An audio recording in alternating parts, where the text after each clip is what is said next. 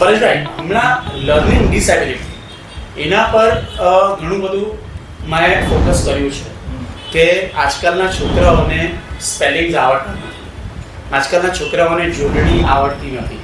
મોટાભાગના મા બાપ એને અંગ્રેજી મીડિયમમાં ભણાવવા માગે છે, જે હુલામણી રીતે ઇંગ્લિશ મીડિયમમાં મારું છોકરું ભણે છે એનો ગર્વ પણ લે છે. અને મેં તો અમુક જગ્યાએ તો એવું વાંચ્યું છે કે મિક્સ મીડિયમ, એટલે આ તો મારા મગજની બહારની વાત છે.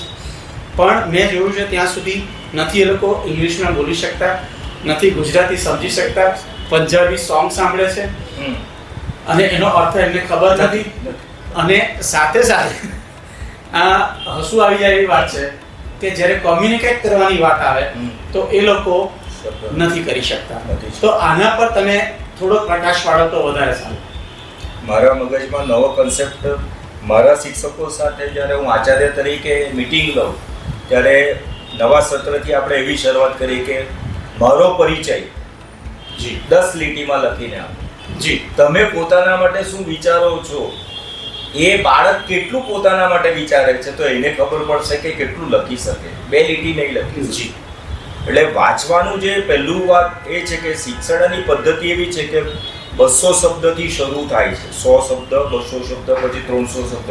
એટલે બાળ ભવનથી બાળક જેમ ભણતું જાય તેમ શિક્ષણની એક પદ્ધતિ છે કે શબ્દ ભંડોળ ધીમે ધીમે એનો વધતો જશે વય કક્ષા પ્રમાણે, તો એ લખતો વાંચતો થશે.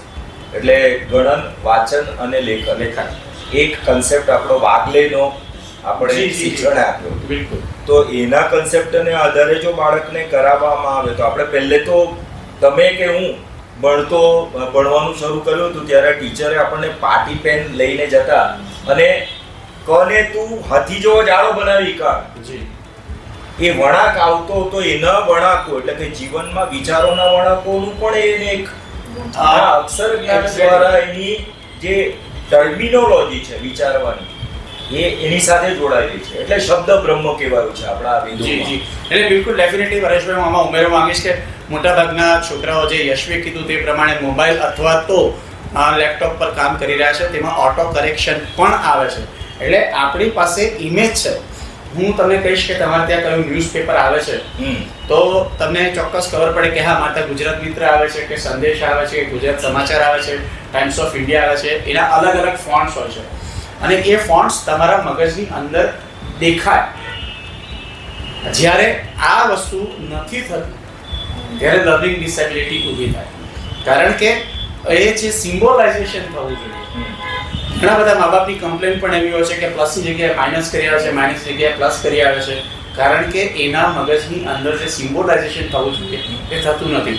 મોબાઈલ ઓટો કરેક્શન આપી દે છે એટલે આખો સ્પેલિંગ વાંચતો જ નથી. ધારો કે ઇંગ્લિશ મીડિયમમાં છે તો પણ એ આખો સ્પેલિંગ વાંચતો જ નથી અને AIOUE એ તો લોકો ભૂલી જ ગયા છે, ક્યારે લખતા જ નથી. અને એને કારણે જે એમના ઉચ્ચારણો છે એની અંદર પણ તકલીફો પડવા માંડી છે. જ્યારે આપણી દેવનાગરી લિપિમાં ઉચ્ચારણોને ખાસ મહત્વ આપવામાં આવ્યું છે. કારણ કે મને એવું ખબર છે કે તું ગધેડો છે, એવું હું ઘણી બધી રીતે કહી શકું કે તું ગધેડો છે, તું ગધેડો છે, તું ગધેડો છે. See, this is the difference. Mobile can't differentiate it or your AI can't differentiate it. And that is the issue. અને એ લાંબે ગાળે આગળ વધશે અને એના થકી શું પ્રોબ્લેમ આવશે એની આપણે વિશેષ ચર્ચા કરીશું. અને સાથે સાથે હું તમને એક પ્રશ્ન એમ પૂછવા માંગીશ કે આજકાલના બાળકોમાં તમે તમારી સ્કૂલમાં એવું જુઓ છો ખરા? મારે ત્યાં એમ કહેવાય કે આટલા વર્ષની મારી શિક્ષણ યાત્રા હું જીવન ભારતીમાં લગભગ 2011થી અત્યાર સુધીમાં બાળકને ભણાવવાનું કામ કર્યું, શિક્ષકો સાથે કામ કર્યું, તો એમાં મને 50 છોકરામાંથી 3 છોકરા મને IQ લેવલમાં નબળા દેખાય છે. એટલે જે જનરલ બાળકોને સાથે આપણે કેટેગરીમાં મૂકીએ અને એને સાથે એનું જે આપણે વાત કરી કે એને સ્લો લર્નિંગ પ્રોસેસ, જે લખી નથી શકતો, વાંચી નથી શકતો, સાંભળી નથી શકતો, એને બેસવાનો કંટાળો આવે છે અથવા એક ક્ષોભ અનુભવે છે. બીજા બધા બાળકોને આવડે છે ને મને નથી આવડતું.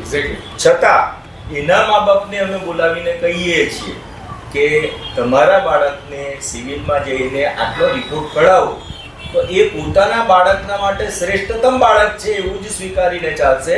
એ સ્વીકારશે નહીં કે મારા બાળકમાં આ ક્ષતિ છે તો મારે એને સુધારવા માટે જવું જોઈએ.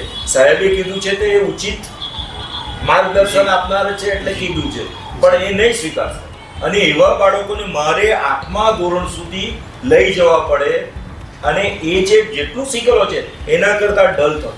જી ડેફિનેટલી આનો એક કન્સેપ્ટ એક અલગ પ્રકારનો જી ડેફિનેટલી. એટલે હું દર્શક મિત્રોને કહેવા માંગીશ કે મોટા ભાગની યુએસની કંપનીઓમાં સીઈઓ અત્યારે અમેરિકન નથી. અત્યારે મોટા ભાગના કંપનીઓમાં સીઈઓ ઇન્ડિયાના છે. એ કેવી રીતે બન્યા, ક્યાંથી આવ્યા, એ લોકોએ શું કર્યું, એ લોકોએ એવું તો કયું ખાસ જ્ઞાન મેળવ્યું અને એ માટે એણે શું શું કરવું પડ્યું, એ કદાચ મોબાઈલ તમને નહીં શીખવી શકે. એ કદાચ એક શિક્ષક અને શિક્ષકની સલાહ વધારે સારી રીતે શીખવી શકે.